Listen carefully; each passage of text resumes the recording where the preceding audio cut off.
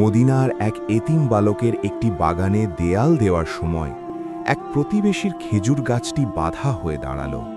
নবীজি সাল্লাল্লাহু আলাইহি ওয়াসাল্লাম সেই প্রতিবেশীকে বললেন, গাছটি এতিমকে দিয়ে দাও, বিনিময়ে আল্লাহ তোমাকে জান্নাতে একটি বাগান দেবেন। কিন্তু লোকটি রাজি হল না। তখন আবু দাহদাহ রাদিয়াল্লাহু আনহু এগিয়ে এলেন।